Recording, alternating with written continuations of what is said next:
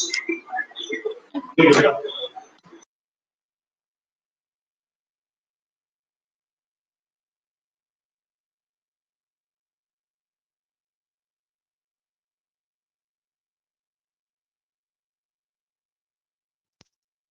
morning, everyone. Sendil sir, good morning and welcome.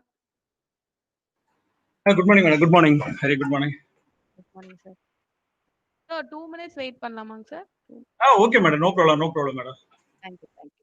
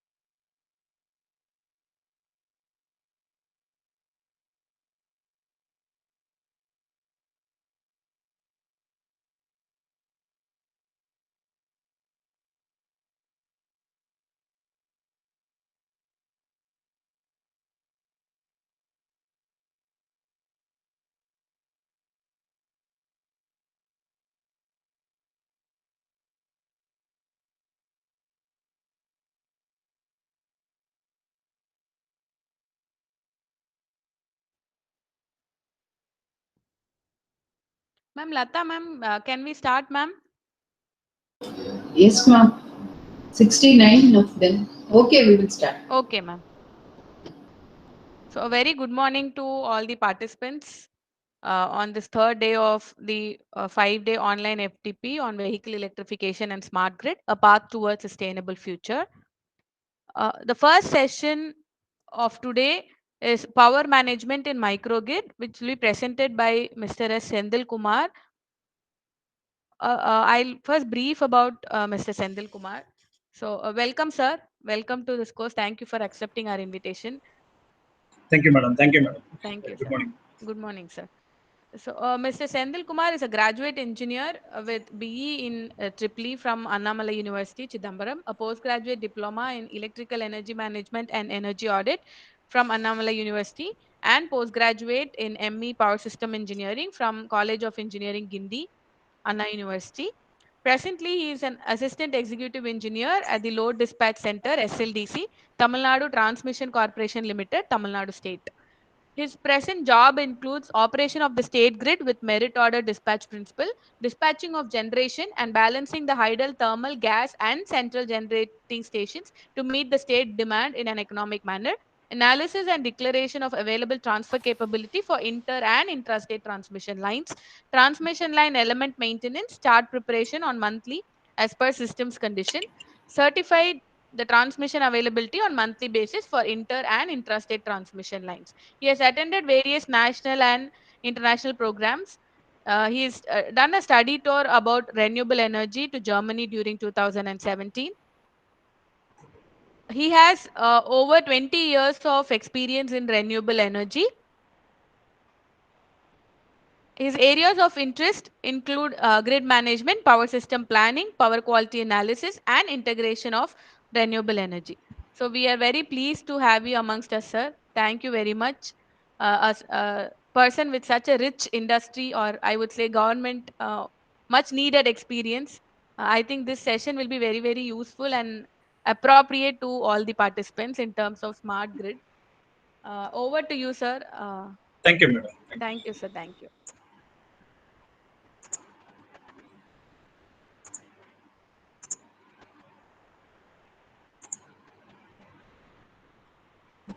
Is it visible, madam? Yes, sir. It is visible, sir.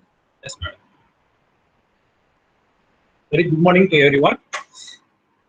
Thanks for giving the wonderful opportunity for sharing about the present grid conditions and the future power system requirement. Nowadays, everybody is thinking about the renewable sector only. Renewable and microgrid system, macrogrid system, and smart grid system, and so many systems are developed nowadays. As per our Honorable Prime Minister of India has planned to integrate more renewable in India for saving the environment purpose. In this perspective only, we are going to discuss about the five contents. First thing I want to elaborate the power sector side is the how the regulations formatted by the company by the governments. Next thing, what the power position. Second, and third, what is the need of our microgrid system? Is it is it essential or now or not? That thing. Another thing, and is the existing system availability is okay for future, or that thing are also we are going to discuss. And right now, lot of regulations are issued by our central government for implementing the renewable power. In the present, just basic briefly I have explained, and then I go to PowerPoint presentation. Out of present, our government has to initiated integrated renewable energy 175 gigawatts by 2022, and then 400 gigawatts by 2030. So, what's our demand requirement on now? Our present demand requirement is around India 160 to 170 gigawatts power. What's the future requirement on 2025 and 2030? During that period, we are going to initialize more renewable power. Means, is it feasible to stabilize the grid? That thing we want to think about that. So, entire power balanced by our load and demand by RE power. Is it feasible? That thing also we want to study. Lot of research topics are going on now. Everybody thinking about the integrate more renewable. What are the faults? What are the difficulties? Right now, everybody's researching about the renewable sector side only, and then small grid system and the microgrid systems.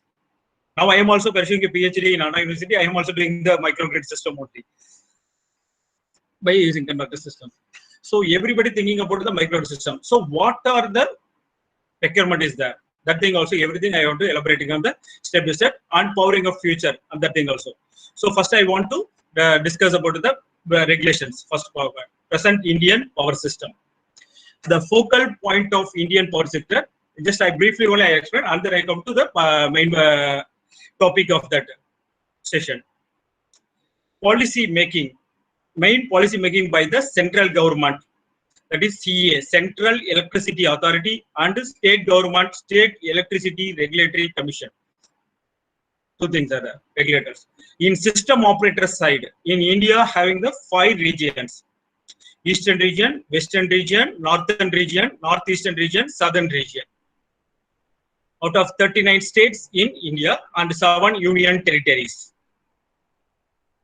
And each states having the state load dispatch center, and separately they have the area control center. That is a sub-load dispatch center is also available. In case of Tamil Nadu, right now main load dispatch center is located in Chennai, and the sub-load dispatch center is located in 3 places in Chennai, Madurai, and Erode. In Tamil Nadu, 1964 is the first load dispatch center is started. During that time, we have only wind power only. Of the, sorry, wind, not wind, only hydro power only. That is during that period, 1964. And mini transmission line is only available is there. Presently, the transmission sector is around 1,25,000 kilometers distance is there.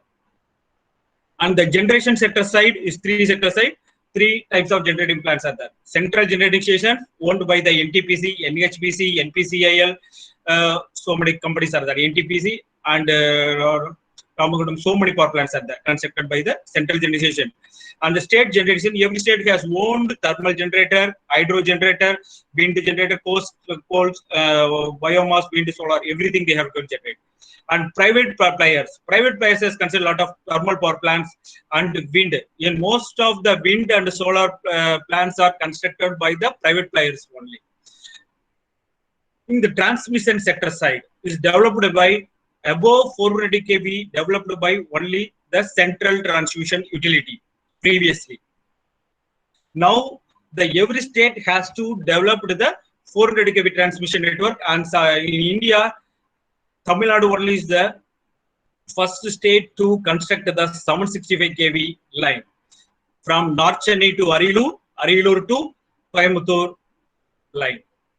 Yes, already 765 line is available in Tamil Nadu from Kadapa to Thiruvalam, and the another 765 lines Nagapattinam to Dharmaburi, and then Thoothukudi polling station to Dharmaburi 765 line is already available. And in every aspect, Tamil Nadu is the pioneer in all the aspects. In first 230 kV line is constructed by our Tamil Nadu only. And that 760 kV line is also first started by our Tamil Nadu. In hydro generator, our Paikara power plant is more than 75 years aged. Is also first power plant in Tamil Nadu. That is also I want to mention here. And the distribution sector side, state sector distribution licensee, private sector distribution licensee. Previously, before 1950, how the system behave, how the systems are there. Everyone has generate. Rich people only they have to generate, they have to utilize, and they have to supply to other persons. Likewise, previously the tea estate factory they have to generate power and they have to supply the power to nearby cities, and then come to central sector. Decentralized environment to centralized environment. Again, it goes to decentralized environment. It to be we are going to follow. And government also initiated to everyone has to generate, everyone has to utilize, and everyone has to supply the power to the grid. It is essential. It is everyone has to sell. In abroad, lot of these things are also implemented. Suppose I want to install one generator. I have to install one megawatt generator install and solar. Solar it will balance utilization power. I have to supply to the grid. In market side, power exchanges and bilateral exchanges.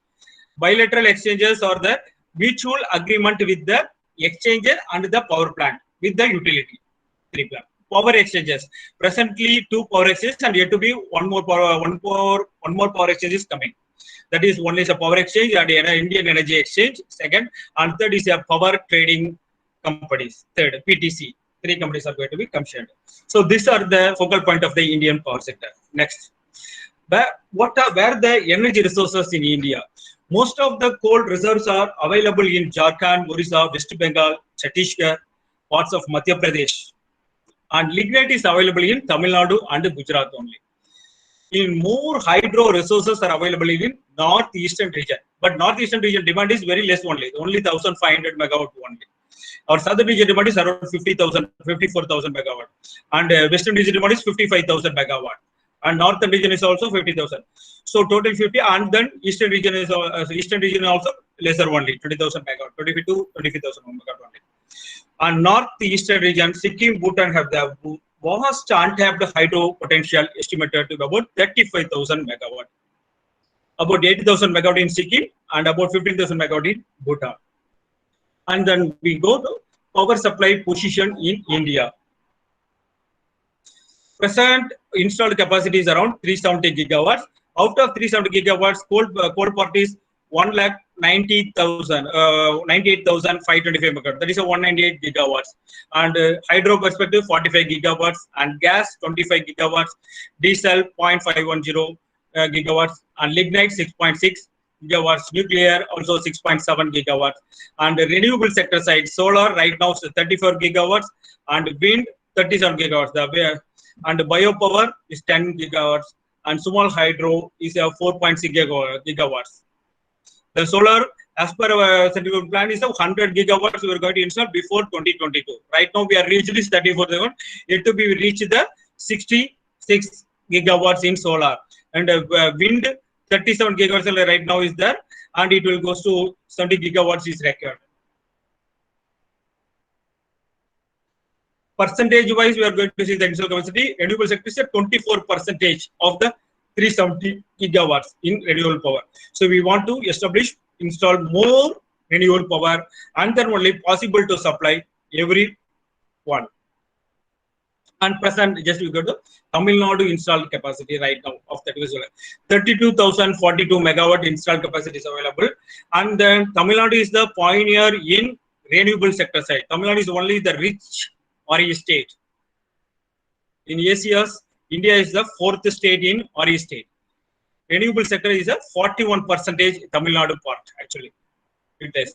Hydro generation is a 2322 megawatt, and the thermal perspective 4320, and gas 517 megawatt.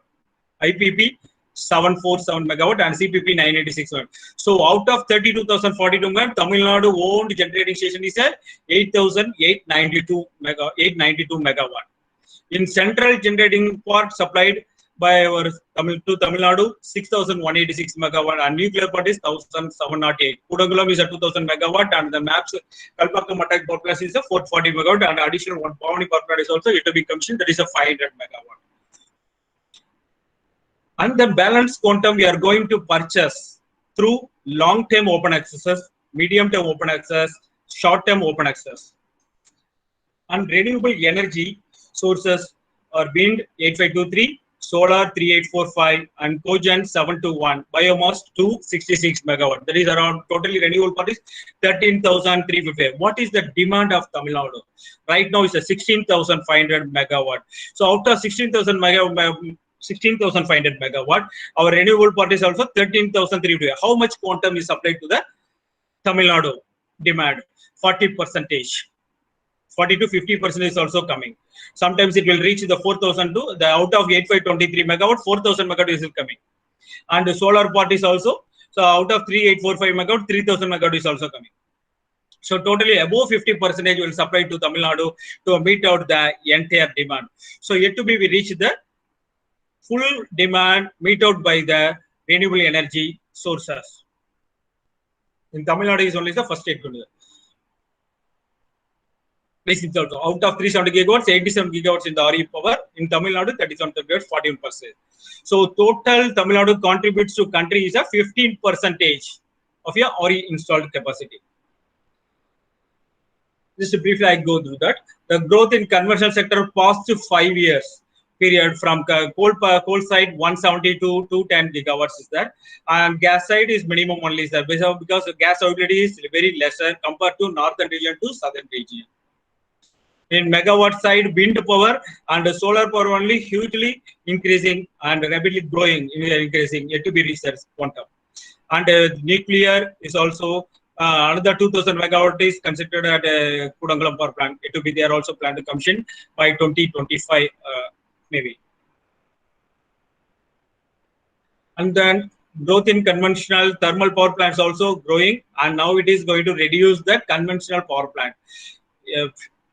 Existing, what are the projects already approved by the central government, that projects only considered. Balance new proposal projects also, we have to reduce the conventional project. They have to introduce the more renewable sectors. That's why they want to reduce the thermal power plant. Non-conventional parts, hydro is also increased, and the small hydro power plant also, most of the power plant constructed, and the solar power plant also constructed. This nowadays. Compared to the conventional, non-conventional from the period 2016 to 17, it's growing previously 90,000 megawatts supplied to the grid, and now it is going to 140,000 megawatts supplied to the grid.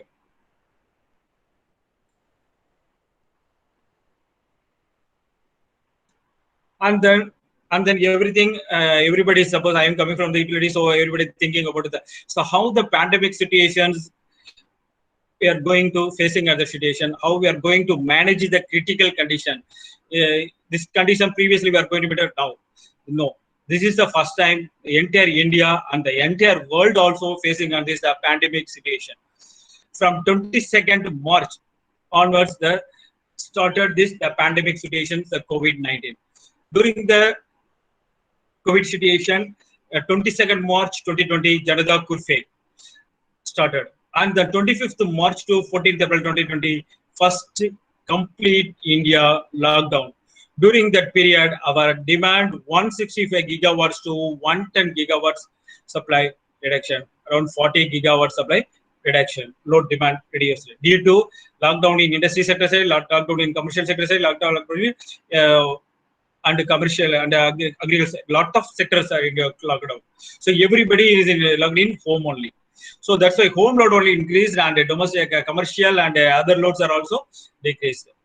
On 5th April, Pan India lights switch off. This is the first time in history we are going to switch off the entire country to switch off the lights for giving the, as per the Prime Minister's suggestions and ideas. 9 minutes and 9 p.m. On that day, how the demand acted, how the demand reduced, how much quantum reduced. Also, the evening peak hour demand during the period March is 160 gigawatts to 110 gigawatts.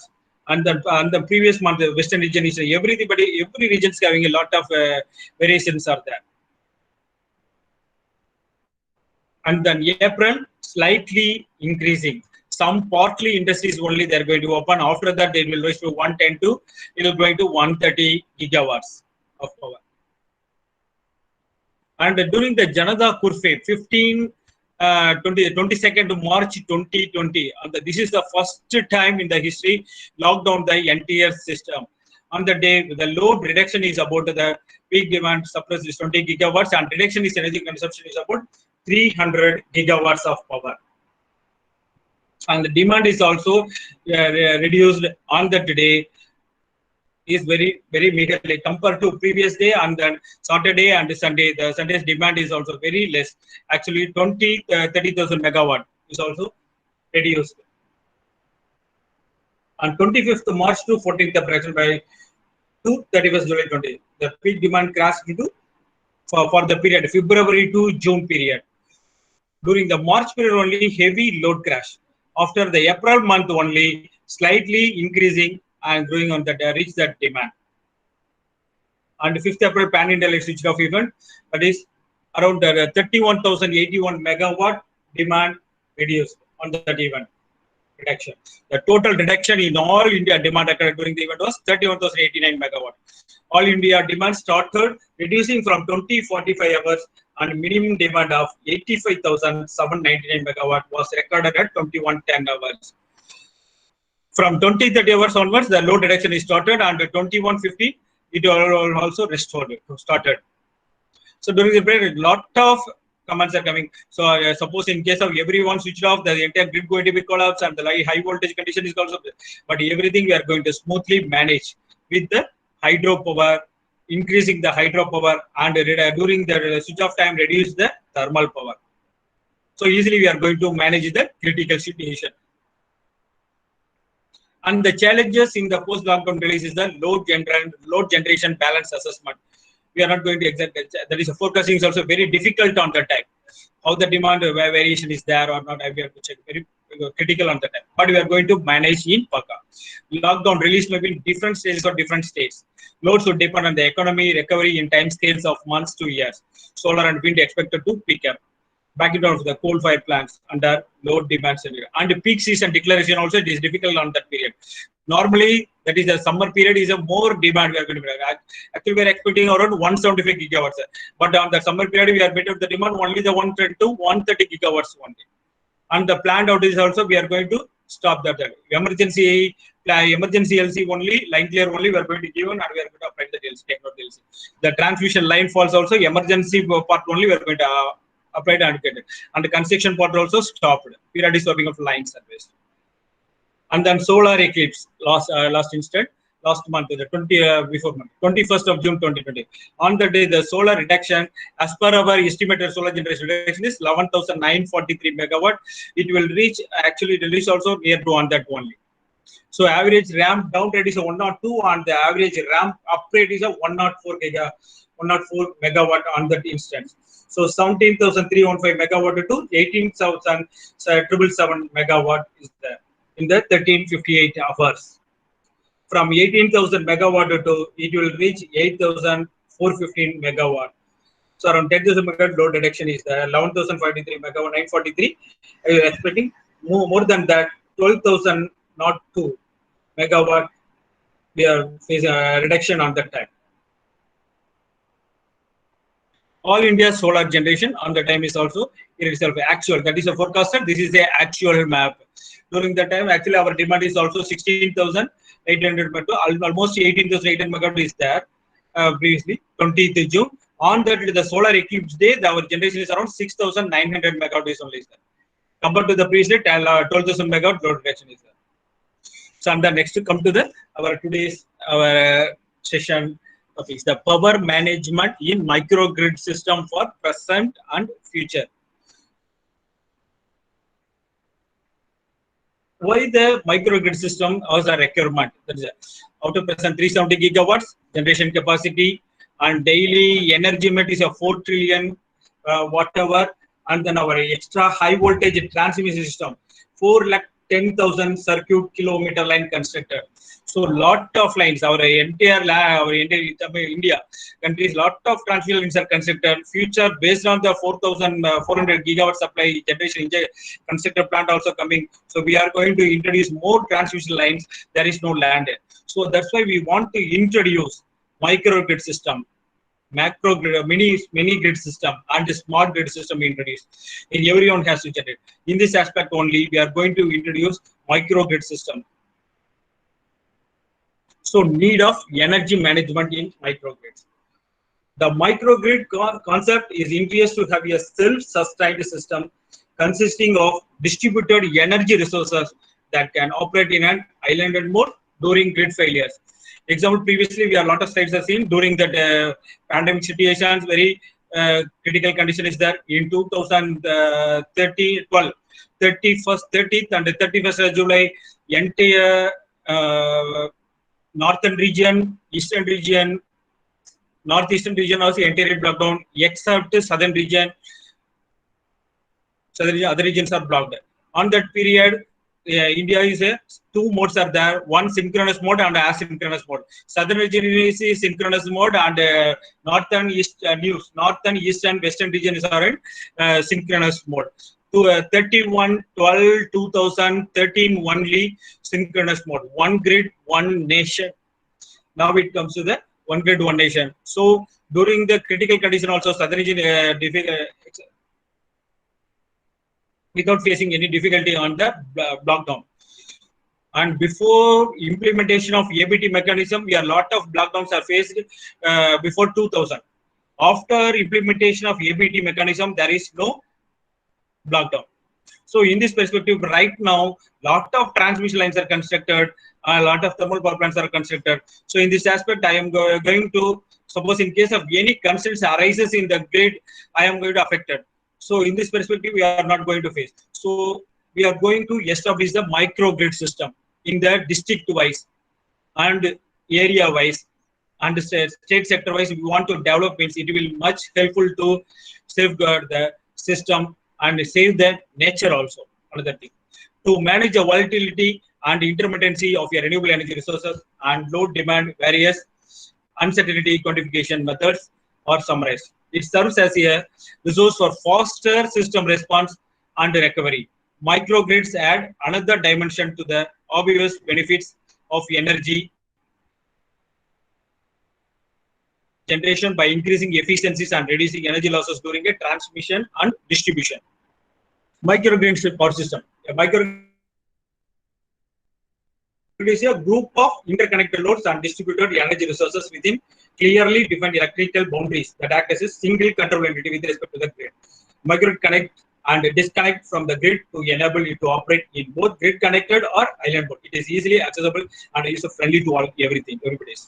What is the energy management system? What are the requirements? In grid side, utility, weather forecast, third party. In energy management system, is requirement is forecast, optimization, data analysis, human vision interface is required. And then customer side, what are things? The solar power plant, wind turbine, combined heat power plant, diesel power plant, battery power plant, electric vehicles. These are also coming on nowadays. So everyone has to generate bills. How the grid operate and what are the problems you are going to face. The thing also we are going to interface with the microgrid systems. The functional requirement forecasting energy activities are must. And the next optimization, making a control decision of optimal operations. And then analysis on energy data based on the previous history, previous data, so everything on the interface.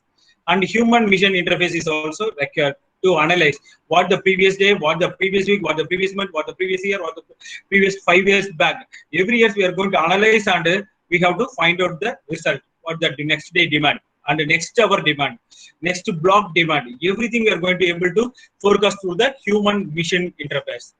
And engineering challenges in the communication sector is the main challenges nowadays going.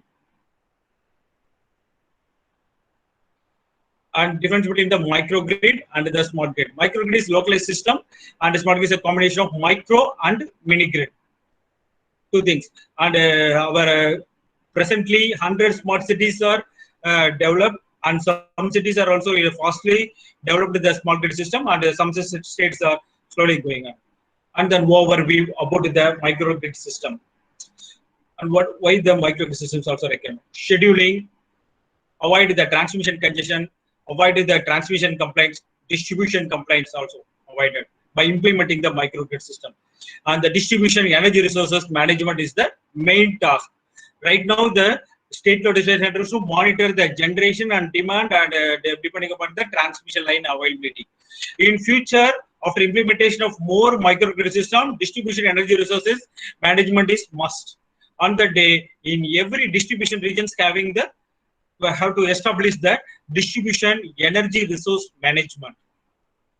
And renewable sector side, end-to-end operation is required. And smart grid system is also required. And everyone has to sell the power from hither to there also. From I have one power plant from Coimbatore area. Is it possible to transfer the power from Coimbatore to any area, Jammu Kashmir? Yes, it is possible. Now, lot of time. Right now is a one grid, one nation. And another thing, now it is comes to one solar, one world. One sun, one world, solar generation.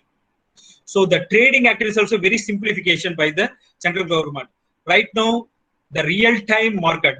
Previously the day-ahead market, time-ahead market is only available. Now it is a 1/3/14/2020 onwards implemented the real-time market. What's the real-time market? Real-time market is based on the real-time requirement. Suppose I want power from right now time is at 10 o'clock. So power requirement at 12 o'clock I need more than 500 megawatts. So how to manage, how to procurement? That is everything we are going to discuss. Problem. So how we are going to manage? So immediately I am going to the trading market. I go to entry that my requirement is around the 400 megawatt. This much cost. CC%. Yes, every half an hour IEX has to give that schedule.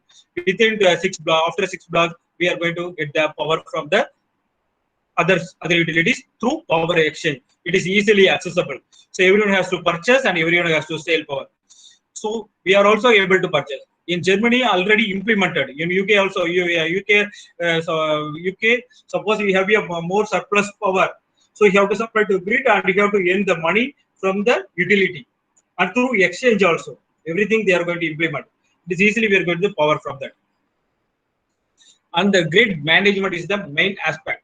Increased penetration of renewable energy into the generation mix, increased technology within the utility, dynamic monetary and electrical exchange between the customer and the utility. These are also developed right now. And the distributed energy resources or the normal state generation, storage controls. Storage is essential. Now, Tamil Nadu is also the storage sector side as a 10 megawatt. Storage power plant also started in Tirunelveli area. It will be going to commission the first power plant, first storage power plant. And control system in the control area, every area having the one area control center, and building the automation and standard approach for physical and cyber interconnections also required. In cyber security safety perspective, lot of cyber security activities are carried out in India for safeguarding the generating power plant also. It is a highly economic, reliable and resilient distribution.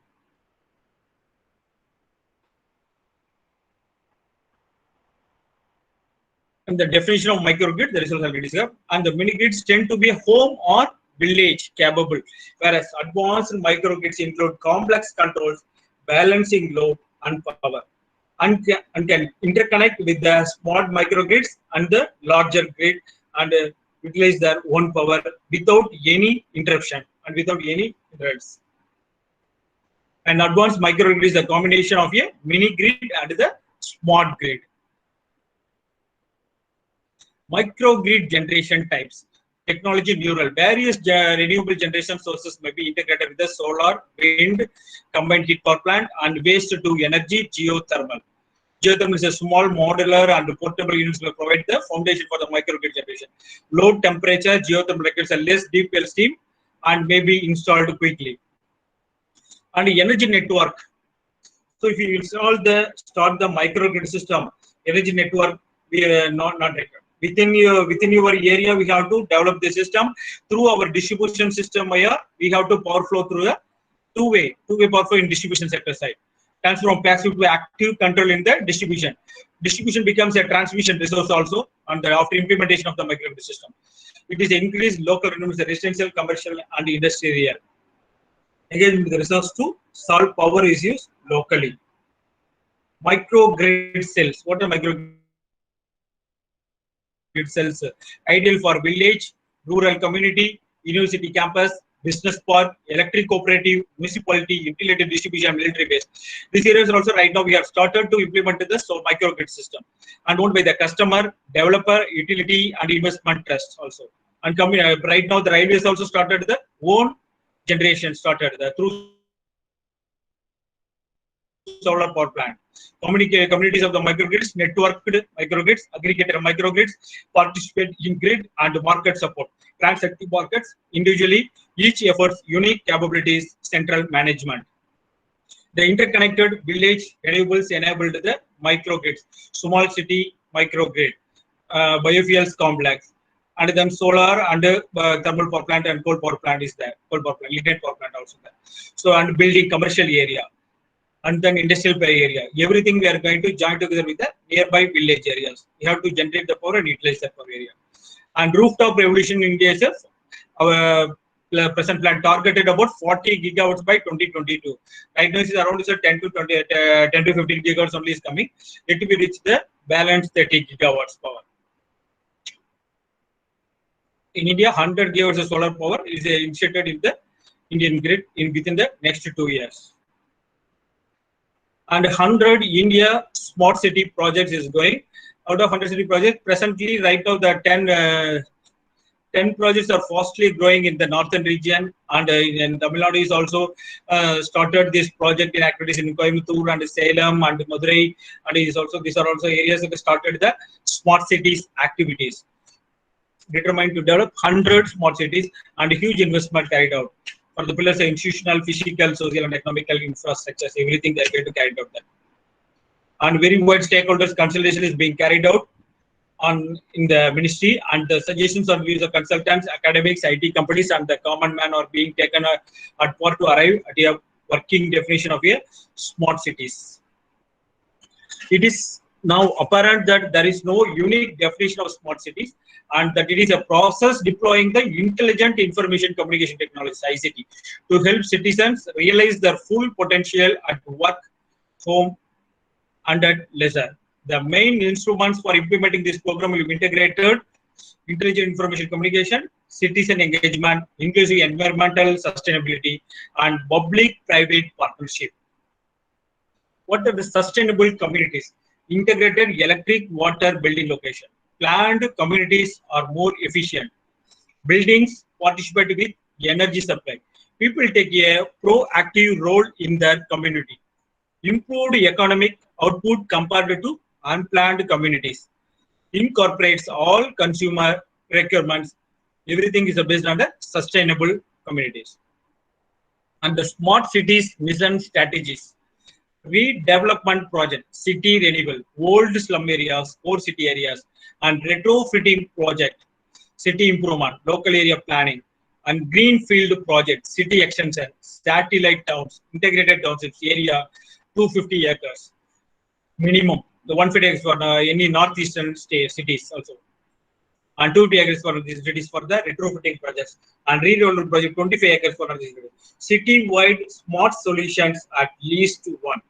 Electronic service delivery, intelligent traffic management system, and smart metering and management, integrated multimodal transport systems, video crime monitoring. Video crime monitoring also every city has also implemented, and then electronic service delivery is already it is there, and usually they have to increase more than that. Intelligent mechanism already started in every cities, in locally districts and want to started, and smart metering management yet to be started. The prepaid metering system in the energy meter, where in Tamil Nadu sector side yet to be started the smart metering energy meter in the Chennai area yet to be started. After that, they are going to establish this thing to every districts and every state, every districts and every area. These are the integrated smart solution through the command and control center. Solar rooftop, DO is the first district in India to run on 100% renewable energy in daytime. Evening peak hour only they have to get the power from the grid. Other than that, they have to use the full RE power. Solar only. And the solar Jaipur, solar to 1.1 megawatt energy produced from 4 public buildings through down their electricity bills. And lot of industries they started to generate and utilize the through solar rooftop power plant. Solar rooftop on public buildings in Visakhapatnam, car parking area, and then floating solar in Mushariva Reservoir, Visakhapatnam. In Coimbatore, solar tree is also installed in one area. I think everyone aware of that in Coimbatore papers in that area. And the smart districts, integrated electric, water building locations, plant communities are more efficient. Building participate with energy supply. In Chennai, lot of buildings are right now constructed through the green building sector. People take a proactive role in their community. Improved economic output compared to unplanned communities. Incorporates all consumer requirements. And the smart districts are district side also we want to establish the smart grid system. Solar only, solar and bio waste they have to start it. And regional wind farm and regional solar farm and regional distribution network. Separate complex we have to separate area and connected through the transmission network, and the smartly we have to manage.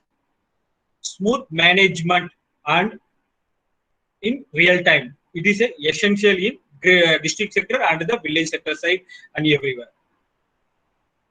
So in the microgrid system, our India has to establish a 3-phase condition. One, individual service level, and second is a vertical service level, and third is a horizontal service level. And what is the individual service level? To improve individual city operation, such as a real-time bus schedule. And phase 2 is the vertical service level, means integrates related process and services by smart technology, such as the citizens offered information on transportation systems, RT activity and emergencies, road conditions, road repairs and detours. And horizontal service level phase 3, no distinction between different service areas, with all parts now seamlessly integrated within an efficient smart city ecosystem. And what are the problems we are going to face in implementing the microgrid system? Price stability, one. Provides a protection from market fluctuation. Reliable electricity, always available and not subject to the utility grid shutdowns. Electrical efficiency, on-site generation and system to maximize usage efficiencies. Security of electricity supply, protected from external forces or incursions. Environmental conservation, can use multiple sources or renewable and green energy. Scalability, horizontal population growth and vertical increasing use. Rational. Growing energy demand in mega cities. Right now, Chennai demand is around 3,500 megawatt. Our Kerala city is around 3,000 mega. 3,500. So one state demand is in the Chennai area, 3,500. And the Coimbatore is also 2,000 megawatt. In Madurai is also 1,500, 1,400 megawatt. Tirunelveli is 1,200 megawatt. And the Trichy is 1,000 megawatt. So every district wise we have to find exact demand. Based on the demand, we have to establish the solar system, biofuels and coal power plant. So easily we have to manage to implement the microgrid system. Easier energy management city due to its concentrated demand and higher electrification rate and avoiding the more EHT transmission lines also. Keys for energy management cities: electricity storage, thermal storage, regional demand control, and electrification of transportation. Mega cities and isolated rural areas can cooperate in energy supply and demand and green energy investment. Powering the future. A microgrid connects to the grid at a point of common coupling that maintains voltage at the same level as the main grid unless there is some sort of problem on the grid or other reason to disconnect.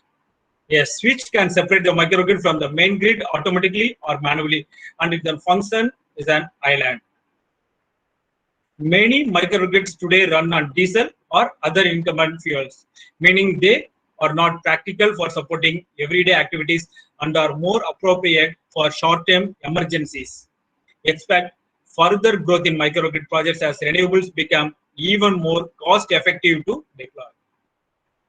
Powering the future, microgrid represents a sort of democratization of the delivery of energy. Many microgrids today run on diesel or other incumbent fuels, meaning they are not practical for supporting everyday activities and are more appropriate for short-term emergencies. We expect further growth in microgrid projects as renewable become even more cost-effective to deploy. Electrifying everything and making our energy portfolios diverse and clean are the big next steps before microgrids realize their potential. They are already on their way to becoming the de facto way we generate and distribute energy. So, and finally, we come to the summary of that microgrid. Economic, sociological, and environmental pressure require us to examine a new energy management model. Smart districts develop the smart districts within a smart cities, meet individual requirements, and offer larger grid support. Microgrids and smart districts allow generation, storage, and loads to operate autonomously, balancing out voltage and frequency issues. Microgrid cells are scalable and can be clustered and aggregated locally. Microgrids are more economically efficient than grid investments. Microgrids can operate independently or connected to grid or other microgrids.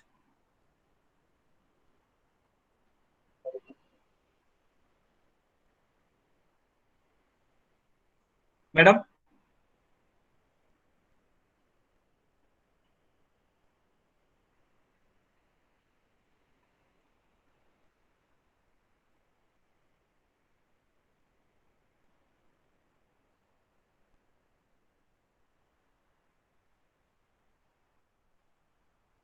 Madam? Sir? Madam, Sir? I have finished the modification thing there. And then I want to read about our the present load and everything you want, madam, I think. Oh, yes, sir. Yes, sir. You can do. Load dispatch center also. So, okay. Okay, madam. Okay, sir.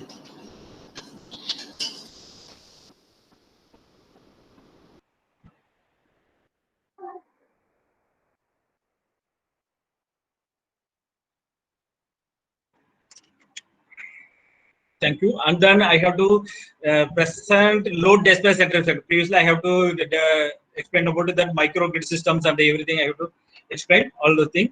And then now I go to the what's the present scenario in the what are the activities carried out by the load dispatch center. What are the things are developed by the in the renewable sector side or REM, renewable energy management sector, and solar management and transmission pricing and available transfer capability, and lot of things are there. In load dispatch center means lot of activities are carried out, transmission planning and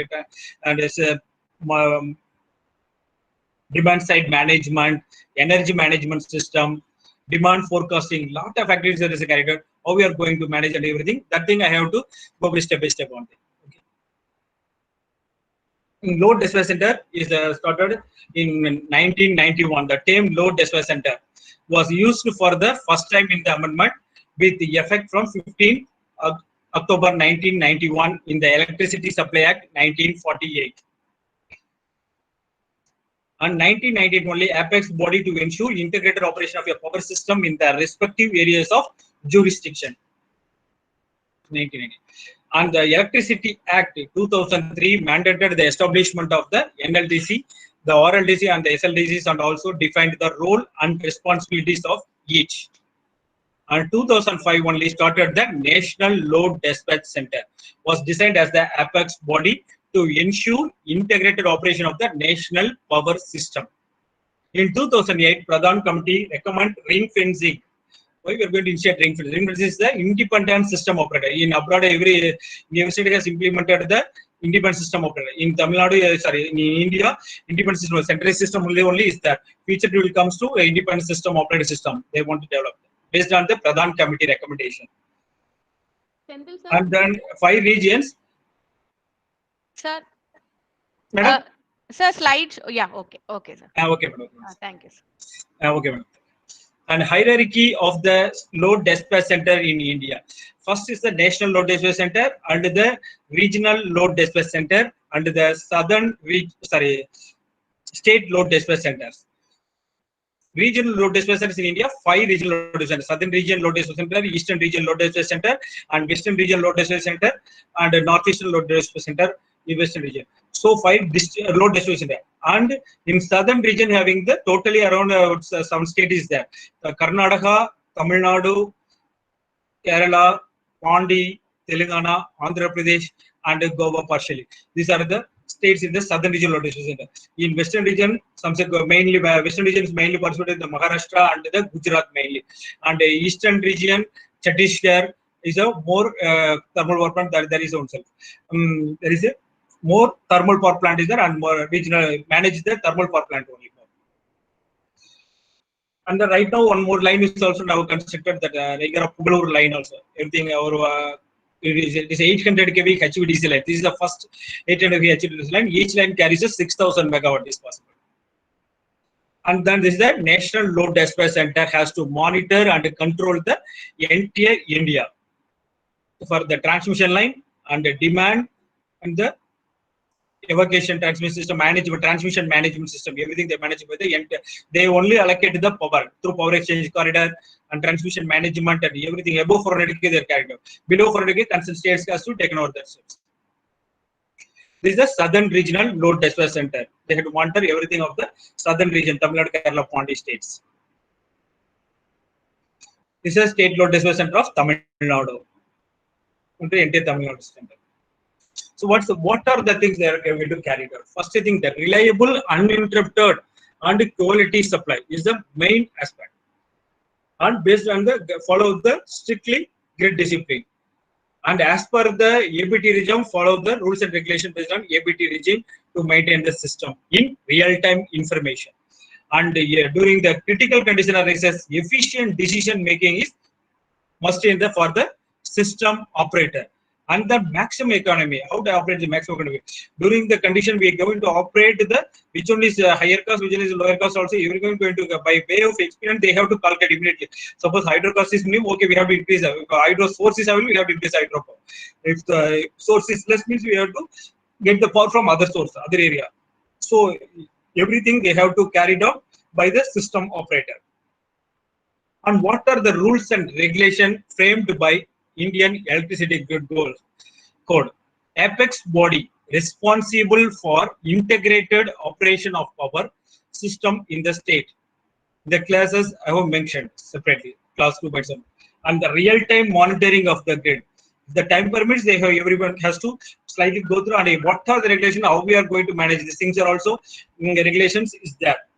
And future it is going to change. 2020, they have to frame new Indian Electricity Grid Code regulation based on customer based.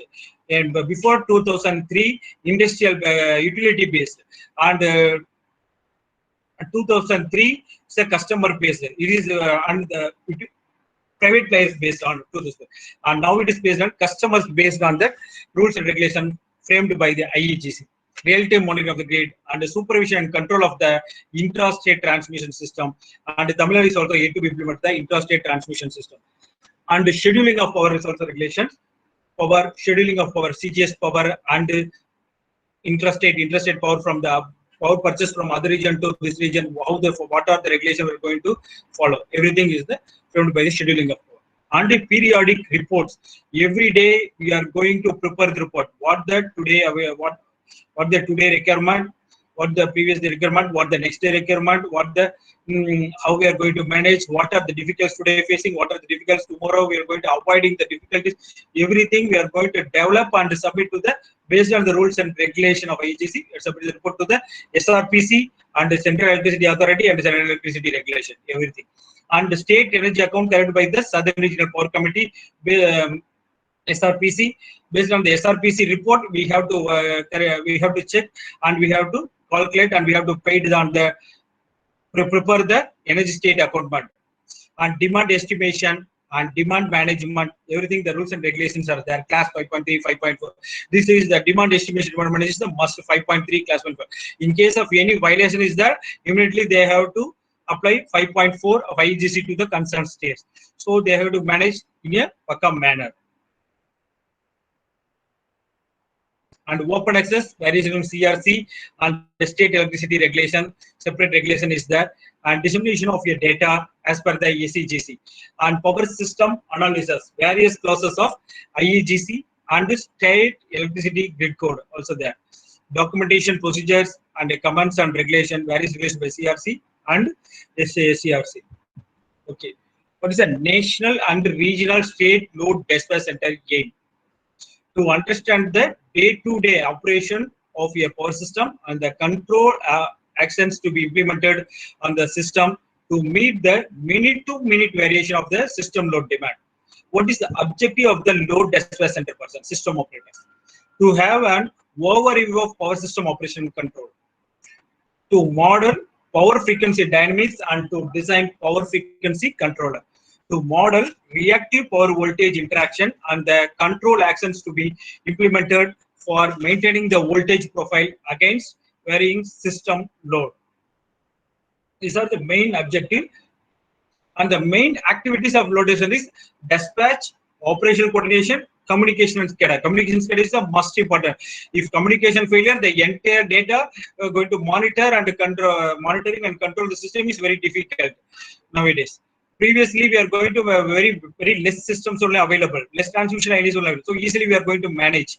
Before 2000, after 2000, n number of transmission. Right now, our Tamil Nadu is having the 16 400 kV is one to Tamil Nadu 400 kV and 17 400 is a power grid substation, and out of some 17 400 is 3 760 kV SS, and generation part central generation was 10,000 megawatt is there and 14,000 megawatt is there. So totally, so this thing are also every data getting through the communication through SCADA only. In case of SCADA failure, we are unable to operate and monitor and manage it. So SCADA is the most important part. In operational coordination is must with the generator side and the transmission sector side and the DISCOM side also. In dispatch, based on the every day we are going to calculate based on the requirement. We are going to take action for increasing the generation. In case of generation demand reduction, immediately they have to reduce the generation part. So these are the main functions carried out by the load dispatch center time to time. In right now, in a day, 24 hours. Every hour we have 4 blocks. Every 15 minutes 4 blocks. Future it goes to 5 minutes. 5 minutes one block we have to implemented by the Central Electricity Regulation. After implementing the 5 minutes block schedule watching means it is a very difficult. Right now, every system operator has looking the computer, continuously monitoring the computer without any interference. In case of any communication failure, he is going to operate as a If you operate the grid is difficult. So the communication part is also must, and the operational part is also must, and requirement and demand calculation also must on the dispatch side. And the functions to be carried out by the notice is operational planning, protection coordination, assessment of transfer capability. So why what the requirement of assessment of transfer capability? There are a lot of transmission lines are constructed right now. In one grid, one nation, 4 lakhs kilometer EHT lines are constructed from northern region to eastern region, northern region to western region, northern region to not southern region, western region to southern region, eastern region to southern region line is only is that. So wherever the power requirement, we have to easily power getting through the from other region to our region easily. It is now it is available. Previously it is not available. Before 2013 there is that is not possible. Only through HVDC only it is possible. Through the power getting power draw from eastern region to southern region. Now 2013 onwards, lot of transmission line constructed, AC lines. Before DC line only is there. Culture Polar 2500 megawatt, and now it is a new transmission line HVDC Raigara 6000 megawatt, and the trend goes to Kerala also 2000 megawatt. And AC lines 760 kV lines Raigara, Raichur Solapur 760 kV lines, and Kolgapur Kudigi 765 lines, and Varda Parali, whereas Angul, Varda, Nizamabad, Hyderabad, and Angul, Srikakulam. These are the Sun City lines. So totally our transfer capability of India is around 12,900. Out of 12,900, 12,150 going to be utilized the quantum. Balance the whatever the 12,150 megawatt we are going to utilize fully, not out. Right now based on the LT application is 7,000 megawatt is the balance quantum is allocated to the Indian Energy Exchange. So that quantum is also every day based on the system ability calculated by the transfer capability by the system operator. And the frequency control based on the frequency band by declared by the Indian Electricity Grid Code IEGC norms of 49.95 to 50.02. In case of any variation or any deviation, immediately they have to climb.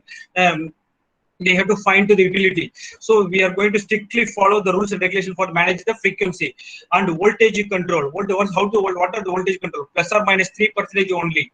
Plus or minus 3% only. 97 or 1 or 3% variation is only allowable. In case of variation, we are going to pay that voltage charge, penalty charges for the voltage variation. And restoration, without in case of any major outage, they are going to give the time. In case of minimum minor trippings, immediately they have to restore the system within a fraction, within a limited time. Everything they have to finalize. Everything they have to systemize by our system operator, by the central regulation. That is the rules and regulation. Agency sharing of resources, merit order operation, agents achieving the economy and efficiency, reactive power management, congestion management, transmission loss optimization, everything they are going to calculate on each and every day, operate in a Pakka manner. And that only is possible to reduce our transmission loss and supply the power to entire nation without uninterrupted power, for manage the uninterrupted power supply. In market operations side, general resources scheduling, equal information access to all players, and open access, short term open access for up to 3 months, short term open access, 3 to 6 months medium to open access, above 6 months, above 3 to 3 years short term medium to open access, above 3 years long term open access. And the meter data collection. Previously, SCADA data only is there. Right now, we are going to implement the pressure measurement unit in 400 kV side only. And then now is a AMR, automatic energy meter, automatic meter. This also we are going to install in every substation, 400 kV side, 230 kV side, and 110 kV side also. Automatic meter reading also, and calculations of losses by each and every substation we are going to calculate. And pool account also, administration by the regional load transfer center and the state load transfer center is must. These are the market operators. And available transfer capability, this I have discussed. Available transfer capability. Why transfer capability is less than transmission capacity? N-1 criteria we are going to consider, and stability criteria, and non-uniform loading of parallel lines, loop flows, voltage profile, load generation disposition, intra-state network configuration, and law of diminishing returns.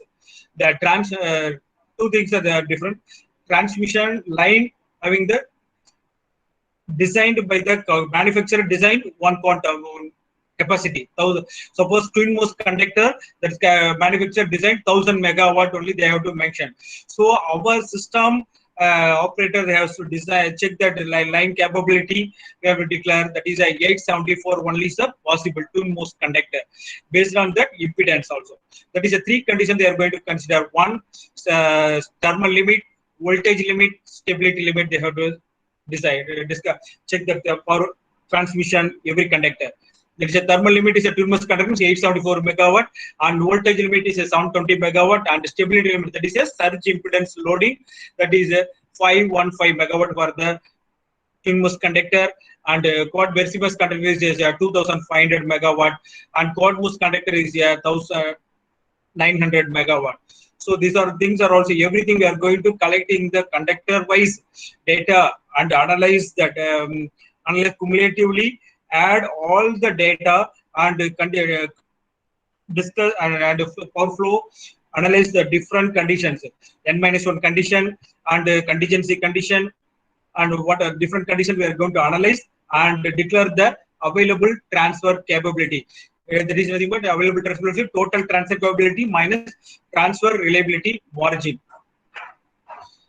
And the capability of the high voltage power line is usually set by thermal limit for shorter lines and transmission distance up to 80 km, and longer 80 to 320 kilometers lines by voltage regulation, and very long lines 320 km by stability system. So above 320 kilometers surge impedance loading only we are going to consider, and below 320 kilometers they consider voltage regulation. That is possible depending upon the environment. In case of the environment is going to be high temperature means we are going to limit the surge impedance loading. In case of less than 45 degree means we allow voltage regulation, and below 80 kilometer means we have to allow thermal limit 874 megawatt is also possible. And planning criteria is strictly followed during simulations. What are the transmission planning plus approved shutdown and load generation balance report, last year reports, weather forecast, and last year pattern. These are the things they are going to take into account. And transmission planning anticipated network topology. LG bar answers substation load, answer the express thermal generation. Last year pattern anticipated express hydro generation. This everything feed into the one similar system. That is a power system simulation for engineer. Right now we are going to utilize this software. That is via this software we are going to applying the also transmission planning and generation node wise data. We are going to give the data in the system. We have to simulate in different condition and then get the total transfer capability. Based on the total transfer capability and reliability margin, we less the reliability margin and equals the available, declare the available transfer capability. Reliability margin is considered two steps. Reliability margin considered two steps. One, highest generation unit of the state, or 2% of the state demand or Indian demand. Our Tamil Nadu is having the 16,500 megawatt. Our reliability margin 2% demand means 320 megawatt. In case of highest generated unit means Kudakulam only, our state is 1000 megawatt. So 1000 megawatt means our 10,000 ATC, TTC, 10,000 minus 1000 means 9,000 only. So we are going to take into demand basis.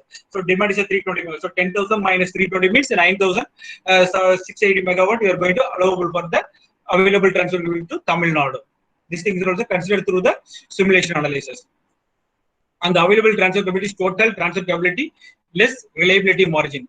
One reliability margin and the long-term access, medium-term open access, and the intraday STOA, short-term open access, day open access. These things are also everything they are going to take into account for the declaring the ATC calculation availability. The regional transmission corridor is a 5 regions: western region connectivity with northern region and eastern region and southern region. Eastern region connected with the 3 states: southern, western, and northern region. Northeastern region only connected through eastern region and northeastern region. I hereby mention missing that connectivity. Sorry, mixed up the thing. Northeastern region to northern connectivity is also there through HVDC line only. These are the transmission corridor system and the renewable power position in India. That is our right now our India, our PM target upgraded in RE power. India reaches its goal of 175 gigawatts of renewable power. which includes 100 gigawatt solar and 60 gigawatts of wind power, and other rest it will need curtailment of renewable power of about 27 gigawatt. And when we move towards 450 gigawatts of renewable power, 300 gigawatts of solar, and 140 gigawatts of wind, the curtailment level could go as high as 100 gigawatts. As per the MNRE projections, India will need to add 100 gigawatts of quality and decarbonized energy. The quality and decarbonized energy matching the demand requirements of DISCOMs to avoid curtailments by 2030.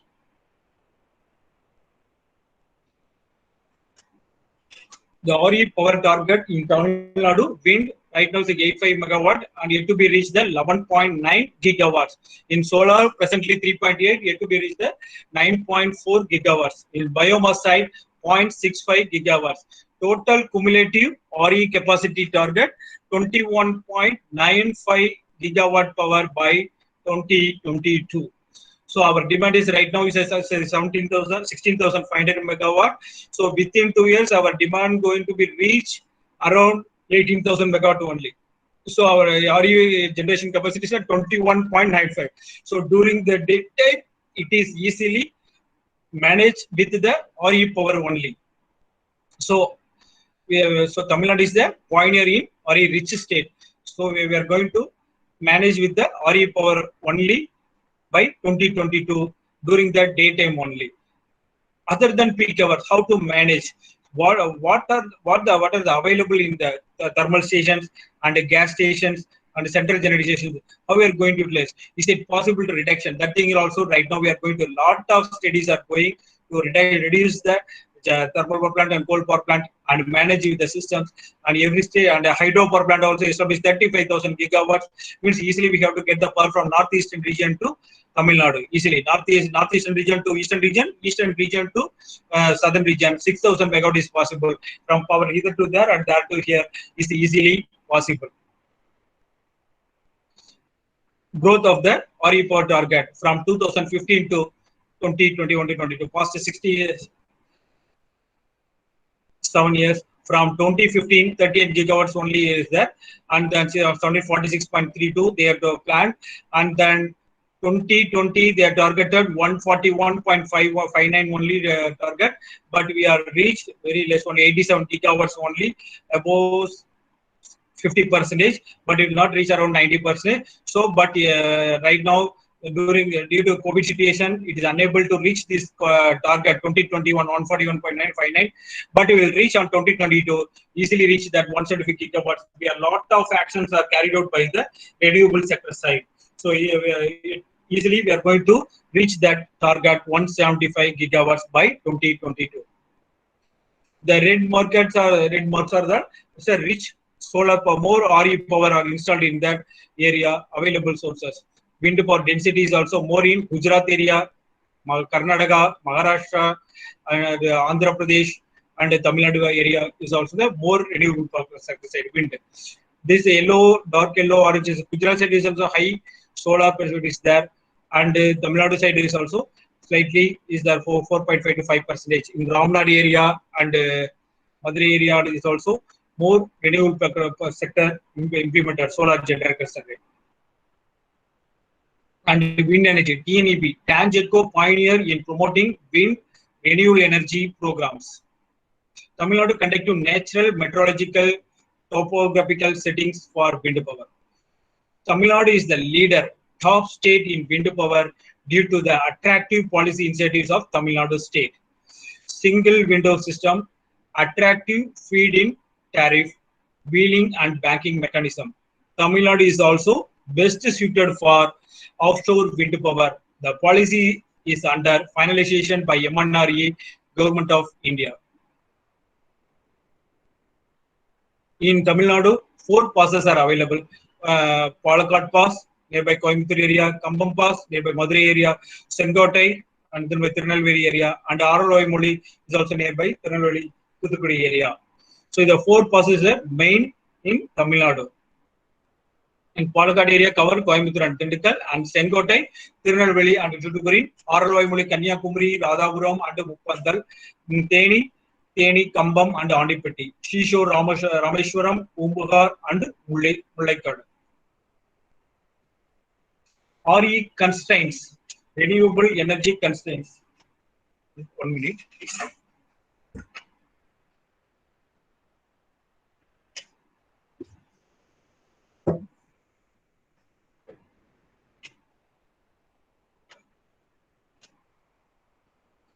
RE constraints. State has a high RE installed capacity, 87 gigawatts in India. Balancing in state control area is not available to that extent. The infim intermittent RE, which a huge intraday variation, is high challenging for day-to-day grid operation. Loss of solar generation due to sudden cloud cover makes the grid highly unstable. RE generation is location specific, far from load center. Further, high capacity transmission needed for RE power evacuation. Wind is available only during June to September each year. Solar energy is available between 7 a.m. to 4:30 p.m. So this time is a lot of variations are there. It is difficult to manage. So in this perspective, we have to increase the more reserve power. Diesel power plant, hydro power plant, that only the quickly pick up. In case of any variation is there in the wind power, solar power, immediately quickly pick up the generation, ramp up the generation through gas power plant and diesel power plant, and the battery storage is easily. During the by 2022, we are going to implement 21.95 gigawatts in Tamil Nadu. Means we want to introduce more energy storage system and introduce more pumped storage power plant and diesel power plant and gas power plant. That only they easily manage the more by implementing the RE power. Otherwise, it is difficult to manage the system. Operational and commercial challenges. Apart from the reducing the state-owned thermal generation, the less cost generating stations power is also forced to back down to balance the grid. As per the transmission planning, Central Electricity Regulatory Commission give the frequency bandwidth, the demand variation, schedule variation, plus or minus 250 megawatt only. In case of about 250 megawatt, we are going to pay the penalty charges to the central grid. And in case of less than 250 megawatt, we are not getting any amount, but we are not getting penalty charges. But we are not getting any amount. So we have to restrict and maintain the system. So by 21.95 gigawatts implementation, facing lot of challenges are there to manage. High capital cost, intermittency of generation, forecasting techniques, separate control desk for renewables, having ancillary services in place, standards for renewable integration, fault right-through capability, high frequency tripping, and high capacity corners for renewable evacuation is must. Right now, lot of transmission systems are constructed in Tamil Nadu and entire India. In Tamil Nadu itself, 400 kV and HVDC line is also constructed. National transmission highway from Tamil Nadu to Rajasthan is also separately there constructed. Evacuation through the HVDC that is commissioned. Tiger of Polo last month only. Right now is also commissioned. And generic representations of a direct incremental costs for discounts in the initial years. From the initial years, direct incremental cost for the years of the conventional coal power plant is low. Future it goes to higher conventional power plant. And solar and wind, previously high cost. Now it goes to low cost.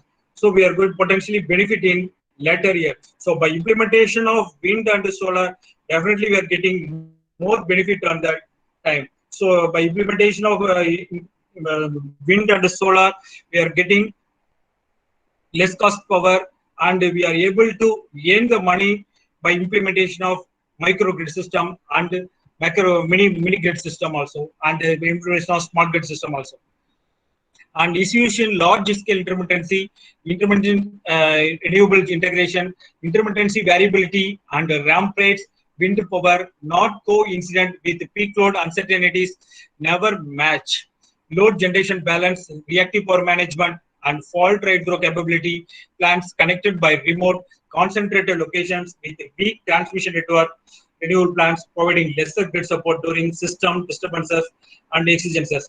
In this aspect, we are going to establish the Renewable Energy Management Center. Previously, I have mentioned State Load Distribution Center, Area Load Distribution Center, and the Sub-Load Distribution Center. Right now, based on the MNRE norms and the central norm for maintaining the renewable sector, so that's why every rich state has to establish the Renewable Energy Management Center for maintaining the wind power and solar power. In Tamil Nadu is also started, and Gujarat is also started.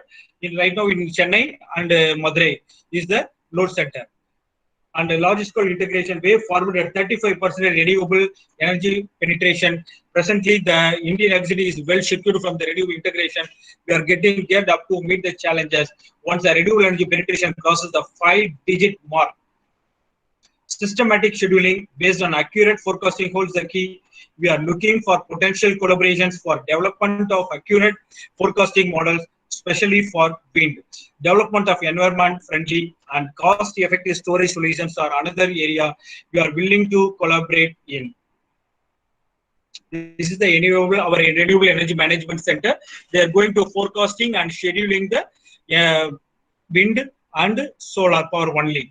Day head and intraday, weekend basis, everything they are going to calculate. SCADA tool separate is there, and forecasting tool is also through our studio, and some tools are there, and some consultancy agency also working on that perspective, and the scheduling team is also used.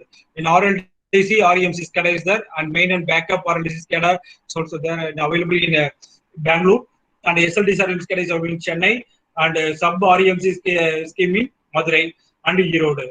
Main backup SLDC SCADA is also available in Chennai only. Close coordination between SLDC and RLDC for RE integration and control for smooth grid operation. This is the Renewable Energy Management Center architecture.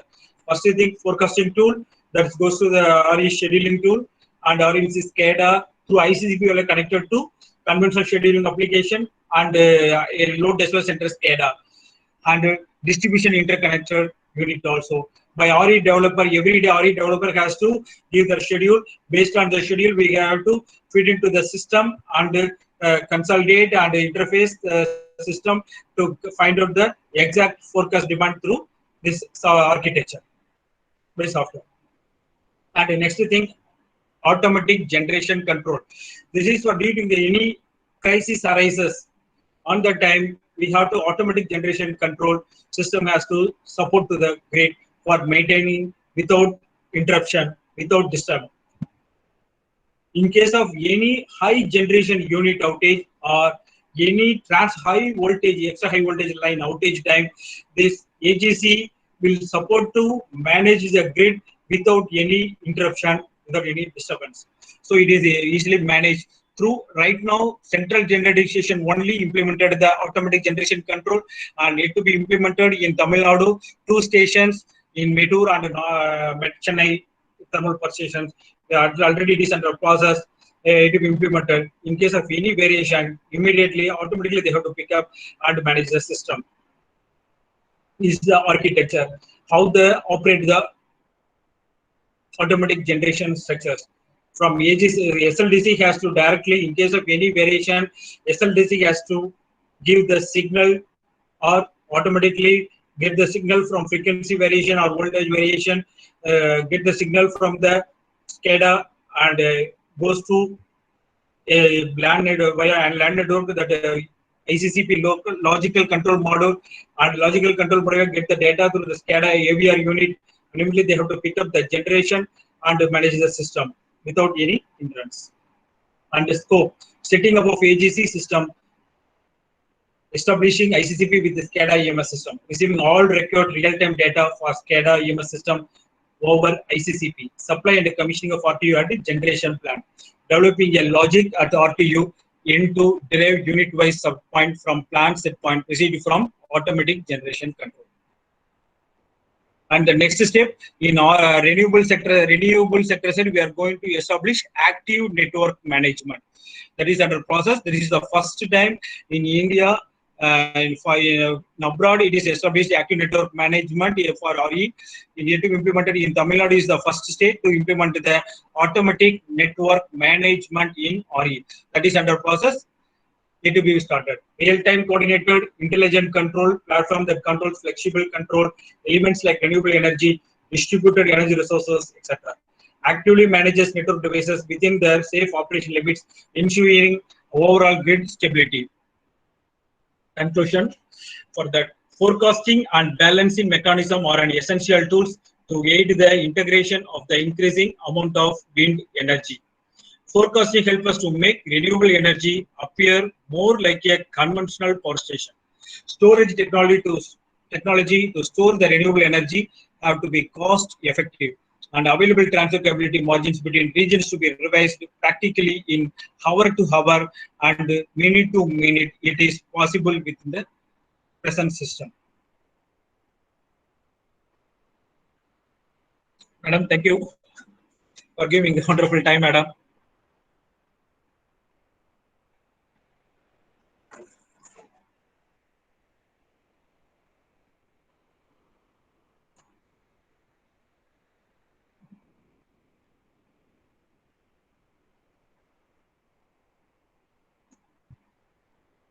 Madam? Hello, sir. Yes, madam. I finished, Sir, madam. there are questions in chat box. Can I read it? Yes, madam. 1 minute, madam.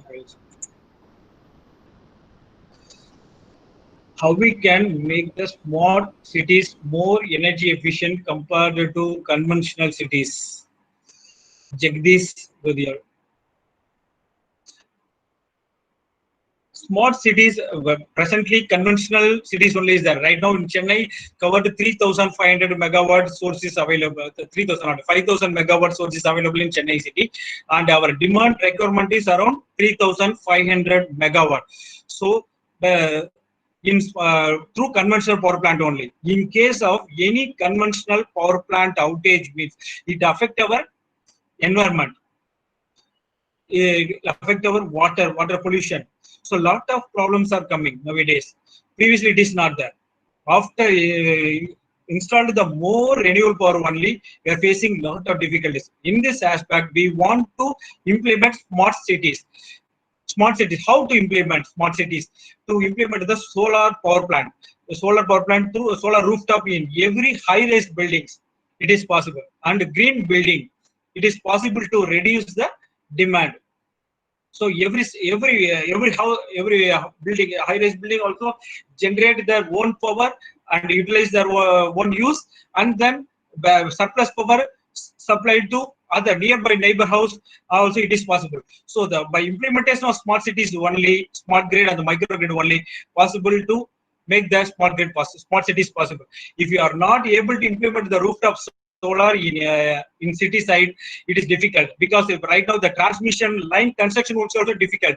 Suppose in cable laying through the underground, that is also difficult. Every day we are facing lot of difficulties, lot of problems are there, and a lot of lands are occupied by the transmission sector side, and a lot of lands are occupied by the generator side. So how we are going to manage?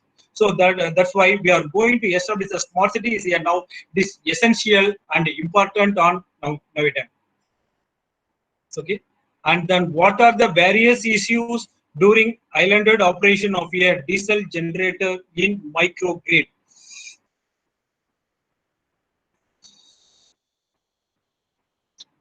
Right now, in case of demand variation, islanded operation of diesel generators, diesel generator in microgrid, or diesel generator in microgrid. Diesel generator is the sir. Sir, I mean DG means distributed energy resources on a small Yes, distribute. Okay, right, sir. Right, sir. Thank you. Right, sir. It's a distributed energy source. Distributed energy sources in three different spaces are there, sir. Right now, in case of 400 kV HT lines, trip fault trip arises, means immediately you have affected. Lot of time we are going to face lot of difficulties. In that time, suppose you have a solar power plant, rooftop solar power plant, or energy storage power plant. Presently, every house having the UPS, uninterrupted power supply unit. So easily we manage that the short period, easily manage it. In the same system, we have to develop in that area wise, means easily we have to manage it without during the islanded operation also, without any hindrance. Is it okay, sir? Mainly, I concern was mainly towards reactive power control. Basically, suppose as you discussed, mostly solar power based DG we are having rooftop or ground mounted, and then we are basically thinking for our institute to operate it in islanded mode, because once power is cut from the grid, we are unable to use it for our Yes. institution. So for that, one issue which I see, that reactive power issue. So in that reference, I need to have some highlight from you, sir. Sir, present during the time, sorry, in this aspect only we have to reach the green building and rooftop, establish the rooftop solar plant. Suppose your residential area is located in your city, settle in what I'm doing, one thing. In apartment means jointly together to start one solar power plant and battery storage power plants. So battery storage utilize the during the daytime utilize a solar power plant, and evening peak hour only utilize through the energy storage batteries. So and diesel generator also we have to utilize that. In Chennai, some areas are also have implemented like that uninterrupted power supply to the station. And the next, what is the measures have been considered for future to injection of electrical vehicles in local distribution transfer? In this aspect only, we are going to implement in solar system implemented in every local highway side. Rajasthan to Tamil Nadu, presently they are going to started that work. It is under process. Electric vehicles, every 25 kilometers, one electrical vehicle substation is required. So in the electrical vehicle substation wise, they have to introduce more distribution transformer and distribution transformer and solar injection and hydro, not hydro, that is energy storage system, and in case possible diesel generator is also installed in that solar substations wise energy vehicle substation. It is possible. And then and then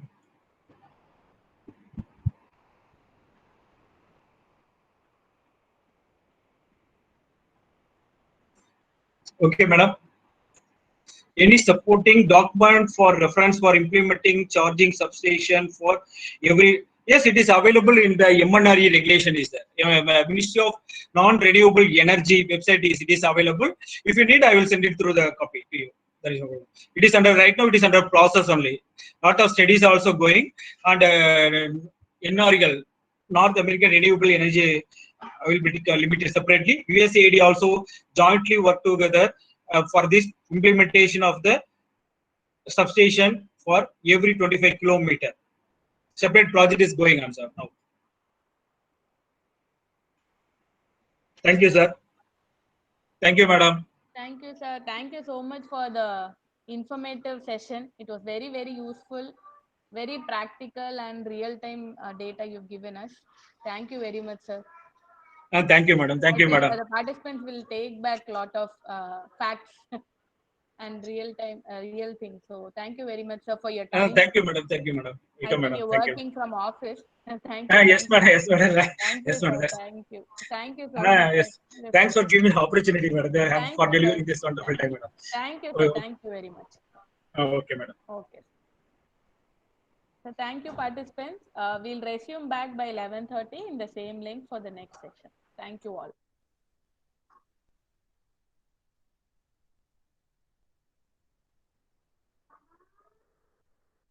You cannot log in back by 11:25. Thank you.